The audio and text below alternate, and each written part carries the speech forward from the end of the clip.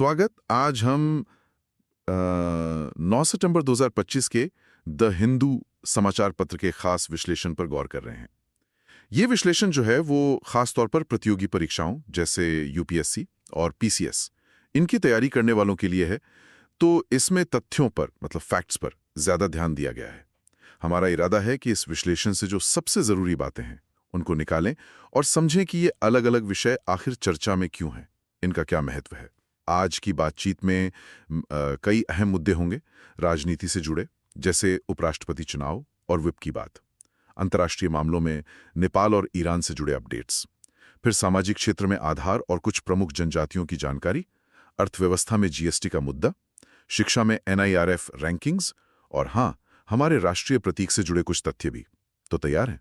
चलिए इस विश्लेषण की गहराइयों में उतरते हैं। निश्चित रूप से ये विश्लेषण देखिए तो इसमें कई अलग अलग तरह के विषय शामिल हैं और ये सब मिलकर भारत की जो मौजूदा स्थिति है और जो नीतियां हैं उनकी एक काफी दिलचस्प तस्वीर पेश करते हैं। और समझने वाली बात ये है कि भले ये विषय अलग लगें, जैसे मान लीजिए उपराष्ट्रपति चुनाव और उधर नेपाल के प्रदर्शन या फिर जीएसटी और जनजातियां, ये सब कहीं ना कहीं आपस में जुड़े हुए हैं। ये संवैधानिक व्यवस्था, हमारी विदेश नीति, आर्थिक फैसले और सामाजिक ताना बाना, इन सब की मिली-जुली झलक देते हैं। हमारा काम होगा इन तथ्यों को आसानी से समझना और देखना कि ये बड़ी तस्वीर में कहाँ फिट होते हैं। बिल्कुल सही कहा। तो शुरुआत करते हैं आज के उपराष्ट्रपति चुनाव से। पहली बात जो दिमाग में आती है वो ये कि उपराष्ट्रपति का पद जो है वो संवैधानिक रूप से राज्यसभा के सभापति का पद भी है, यानी वो एक्स ऑफिशियो चेयरमैन होते हैं। हाँ, ये एक बहुत महत्वपूर्ण पहलू है और इनकी चुनाव प्रक्रिया भी देखिए राष्ट्रपति चुनाव से काफी अलग है। इसमें अक्सर लोग कंफ्यूज भी हो जाते हैं। उपराष्ट्रपति चुनाव में सिर्फ सांसद वोट डालते हैं, मतलब लोकसभा के सभी चुने हुए सदस्य और राज्यसभा के चुने हुए और मनोनीत दोनों तरह के सदस्य। अच्छा, राष्ट्रपति चुनाव की तरह नहीं जिसमें विधायक भी होते हैं? नहीं, यहाँ विधायक शामिल नहीं होते। राष्ट्रपति चुनाव में राज्यों के विधायक भी वोट डालते हैं, लेकिन यहाँ सिर्फ सांसद। और देखिए, स्रोत में 2013 के प्रीलिम्स के एक सवाल का जिक्र भी है, जिसमें यही पूछा गया था कि क्या मनोनीत सदस्य मतलब नॉमिनेटेड मेंबर्स उपराष्ट्रपति चुनाव में वोट दे सकते हैं, और जवाब है हाँ। ये छोटी छोटी बातें परीक्षा के लिए जरूरी हो जाती हैं। अच्छा, तो ये प्रक्रिया का एक अहम अंतर हो गया। और उपराष्ट्रपति बनने के लिए योग्यताएं वो क्या हैं? योग्यताएं तो काफी सीधी हैं। व्यक्ति भारत का नागरिक हो, कम से कम 35 साल की उम्र पूरी कर चुका हो और उसमें राज्यसभा का सदस्य चुने जाने की योग्यता हो। और एक और जरूरी बात, वो केंद्र या राज्य सरकार के अधीन किसी लाभ के पद पर, ऑफिस ऑफ प्रॉफिट जिसे कहते हैं, उस पर न हो। ये मानक है। ठीक है। और अगर उन्हें पद से हटाना हो, क्या प्रक्रिया है उसकी? राष्ट्रपति जैसा महाभियोग होता है? नहीं, राष्ट्रपति पर लगने वाले महाभियोग यानी इम्पीचमेंट से ये अलग है। उपराष्ट्रपति को हटाने के लिए पहले राज्यसभा में एक प्रस्ताव लाना होता है और इस प्रस्ताव को सदन के तत्कालीन समस्त सदस्यों के बहुमत से पारित करना जरूरी है। इसे कहते हैं प्रभावी बहुमत या इफेक्टिव मेजॉरिटी। प्रभावी बहुमत मतलब सदन की उस समय की जो कुल सदस्य संख्या है, खाली सीटों को हटाकर उसका बहुमत। और इस प्रस्ताव पर फिर लोकसभा की सहमति भी चाहिए होती है, लेकिन लोकसभा में सिर्फ साधारण बहुमत यानी सिंपल मेजॉरिटी काफी है। ये प्रक्रिया दिखाती है कि उपराष्ट्रपति का जुड़ाव मुख्य रूप से राज्यसभा से है। प्रभावी बहुमत की बात साफ हुई, शुक्रिया। अब सदन के अंदर की राजनीति पर आते हैं। उपराष्ट्रपति चुनाव तो समझ लिया, पर सदन के अंदर पार्टियों का अनुशासन कैसे बना रहता है? यहीं पर यह शब्द आता है विप। बहुत सुनते में से ये विप आखिर है क्या चीज? हाँ, विप। देखिए, विप असल में किसी राजनीतिक दल का सदन में नियुक्त किया गया एक अधिकारी होता है। उसका मुख्य काम होता है पार्टी के निर्देशों का पालन करवाना। वो सांसदों या विधायकों को बताते हैं कि किसी खास मुद्दे पर वोटिंग के समय पार्टी का क्या स्टैंड है और उन्हें उसी हिसाब से वोट देना है। और इसका कोई कानूनी आधार भी है? हाँ, बिल्कुल। इसका कानूनी आधार मिलता है 10वीं अनुसूची में, जिसे हम दल बदल विरोधी कानून एंटी डिफेक्शन लॉ के नाम से जानते हैं। अच्छा, दल बदल विरोधी कानून। तो मतलब अगर कोई सदस्य विप नहीं मांगता तो? हाँ, अगर कोई सांसद या विधायक बिना पार्टी की इजाजत के विप के निर्देश के खिलाफ वोट कर दे या वोटिंग में हिस्सा ही न ले, तो उसकी सदन की सदस्यता जा सकती है। इसे दल के अनुशासन का उल्लंघन माना जाता है। तो इसके फायदे और नुकसान दोनों ही दिखते हैं। एक तरफ तो ये पार्टियों में अनुशासन लाता है, सरकारें स्थिर रहती हैं, खासकर गठबंधन सरकारों में ये जरूरी हो जाता होगा। सही कहा। पर दूसरी तरफ, क्या ये एक चुने हुए प्रतिनिधि की अपनी आवाज, अपने क्षेत्र के लोगों की आवाज उठाने की आजादी को कम नहीं करता? ये एक बहुत पुरानी और अहम बहस है। विप को आप एक तरह की जरूरी बुराई कह सकते हैं।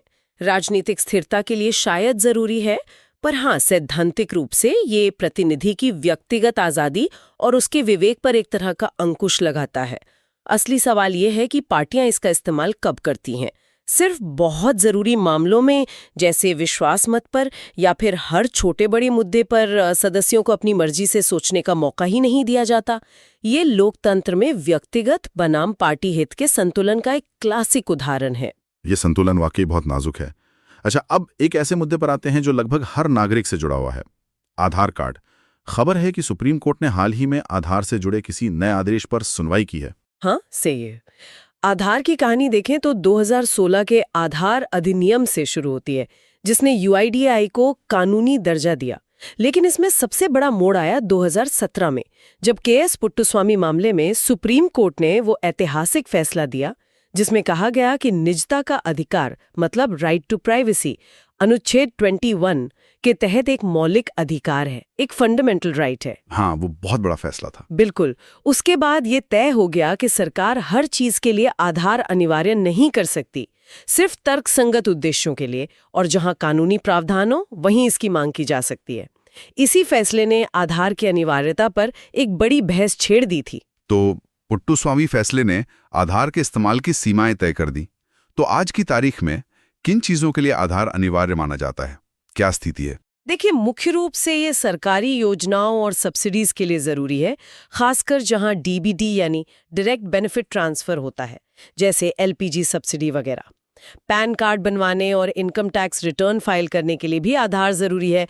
बैंक खाता खोलने के लिए भी इसे एक वैध दस्तावेज माना जाता है। लेकिन हर चीज के लिए नहीं। सुप्रीम कोर्ट ने साफ किया था कि हर सेवा के लिए इसे अनिवार्य नहीं किया जा सकता। जैसे स्कूल एडमिशन या मोबाइल सिम खरीदने के लिए इसकी अनिवार्यता पर रोक लगाई गई थी। तो मुद्दा वही है, सुविधा और निगरानी के बीच संतुलन कैसे बनाया जाए। ये संतुलन वाला मुद्दा तो हर जगह नजर आता है। चलिए अब जरा पड़ोस में देखते हैं। नेपाल में हाल में कुछ हिंसक प्रदर्शनों की खबरें आई हैं। भारत नेपाल संबंध तो हमेशा से बहुत खास रहे हैं। बेहद खास और उतने ही संवेदनशील भी। इन संबंधों की नींव जो है वो 1950 की भारत नेपाल शांति और मित्रता संधि, पीस एंड फ्रेंडशिप ट्रीटी पर टिकी है। और इसी संधि के तहत दोनों देशों के बीच एक खुली सीमा है, ओपन बॉर्डर, जो लोगों को बिना रोक टोक आने जाने की इजाजत देती है। ये अपने आप में बहुत अनोखी व्यवस्था है। भारत नेपाल के विकास में भी एक बड़ा भागीदार रहा है, खासकर जल विद्युत यानी हाइड्रो पावर प्रोजेक्ट्स में, व्यापार में, और नेपाल को समुद्री व्यापार के लिए ट्रांजिट सुविधाएं देने में। और खुली सीमा के अलावा नेपाल का सामरिक महत्व भी तो बहुत ज्यादा है ना? बिल्कुल। नेपाल की भौगोलिक स्थिति देखिए, भारत और चीन के बीच एक बफर स्टेट की तरह है।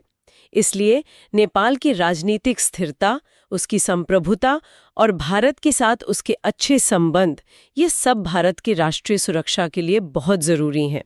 खासकर आज के समय में जब चीन की सक्रियता उस क्षेत्र में बढ़ रही है, तो नेपाल का महत्व और भी बढ़ जाता है। सीधा असर पड़ता है। नेपाल में किसी भी तरह की अस्थिरता हो या भारत विरोधी भावना उभरे, तो वो भारत की पड़ोसी पहले यानी नेबरहुड फर्स्ट पॉलिसी के लिए एक चुनौती बन जाती है। खुली सीमा का गलत इस्तेमाल हो सकता है, व्यापार में रुकावट आ सकती है, सुरक्षा संबंधी चिंताएं बढ़ सकती हैं। इसीलिए भारत हमेशा नेपाल में शांति, स्थिरता और लोकतंत्र का समर्थन करता है और मजबूत द्विपक्षीय संबंध बनाए रखने की कोशिश करता है। विदेश नीति की इन पेचीदगियों से आप शिक्षा के क्षेत्र की ओर चलते हैं। अक्सर ये सवाल उठता है कि भारत के जो उच्च शिक्षण संस्थान हैं, कॉलेज, विश्वविद्यालय, वो कैसा प्रदर्शन कर रहे हैं, क्या उनमें सुधार हो रहा है? इसी का आकलन करने के लिए NIRF रैंकिंग्स शुरू की गई थी। हाँ, NIRF यानी नेशनल इंस्टीट्यूशनल रैंकिंग फ्रेमवर्क। इसे 2015 में तत्कालीन मानव संसाधन विकास मंत्रालय, जो अब शिक्षा मंत्रालय है, उसने शुरू किया था। ये भारत के हायर एजुकेशन इंस्टीट्यूशंस को कई पैरामीटर्स के आधार पर रैंक करता है, जैसे कि टीचिंग, लर्निंग और रिसोर्सेज कैसे हैं, TLR, रिसर्च और प्रोफेशनल प्रैक्टिस कैसी है, RP, ग्रेजुएशन आउटकम्स क्या है, GO, पहुंच और समावेशिता कैसी है, आउटरीच एंड इंक्लूसिविटी, और परसेप्शन यानी धारणा क्या है। ये तो भारतीय संस्थानों के लिए एक पैमाना हो गया, लेकिन विश्लेषण में एक चिंता भी उठाई गई है कि हमारे जो टॉप संस्थान हैं जैसे IITs और IIMs, वो अक्सर QS या टाइम्स हायर एजुकेशन जैसी अंतर्राष्ट्रीय रैंकिंग्स में काफी पीछे रह जाते हैं। ऐसा क्यों होता है? ये एक वाजिब चिंता है और इसके कई कारण हैं। एक बड़ा फर्क तो रैंकिंग के मापदंडों में ही है। जो इंटरनेशनल रैंकिंग्स हैं वो अक्सर रिसर्च इम्पैक्ट जैसे साइटेशंस पर फैकल्टी, इंटरनेशनल फैकल्टी और स्टूडेंट्स का अनुपात और ग्लोबल रेप्यूटेशन, इन चीज़ों पर बहुत ज़्यादा जोर देती हैं। भारतीय संस्थान शायद इन क्षेत्रों में अभी उतने मजबूत नहीं है। हालांकि NIRF भी इन पहलुओं पर ध्यान देता है, पर वजन अलग अलग है।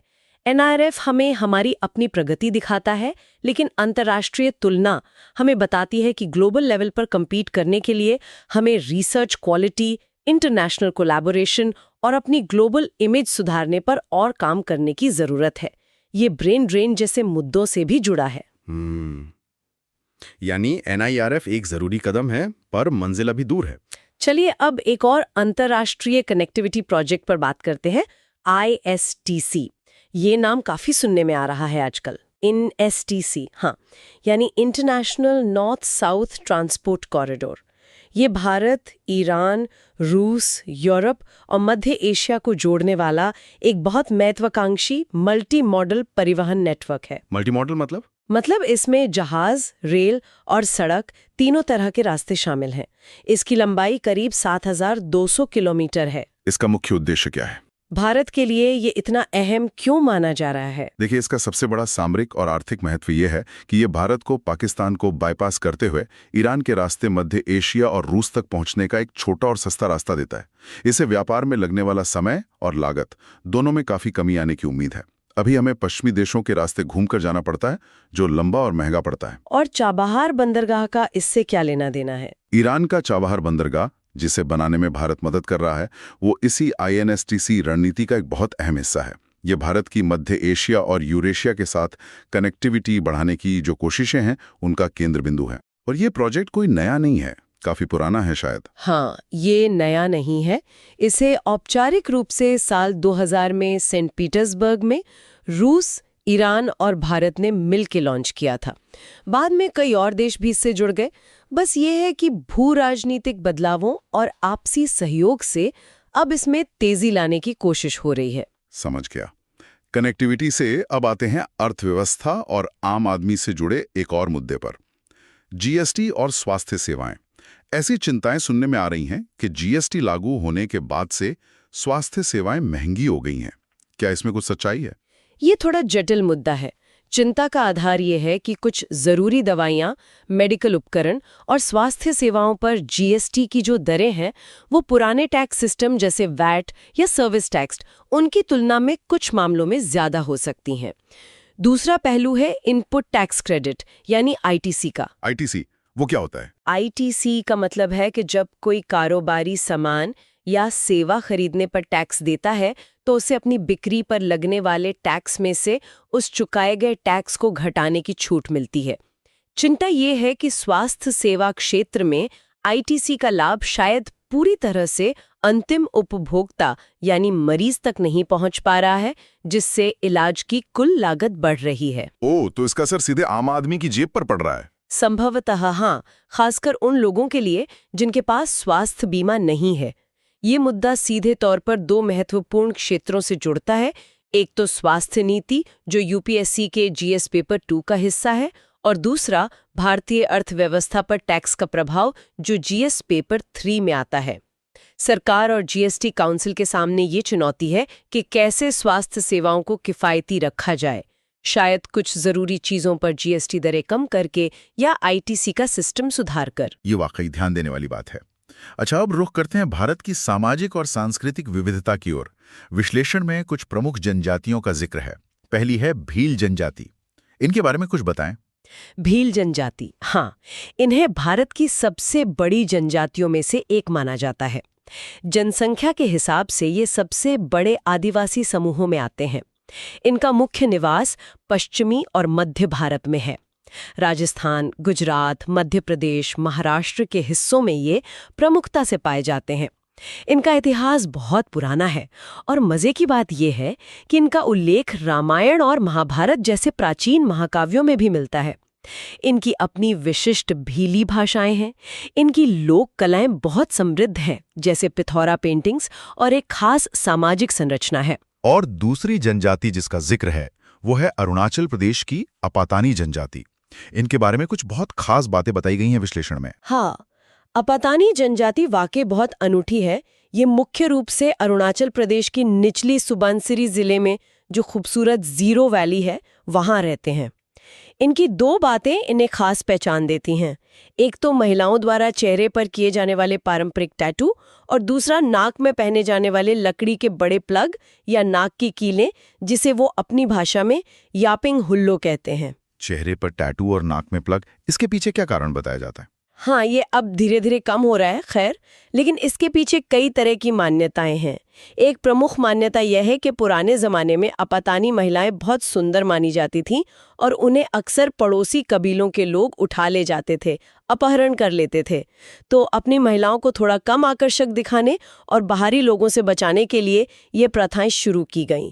धीरे धीरे ये उनकी सांस्कृतिक पहचान का हिस्सा बन गईं।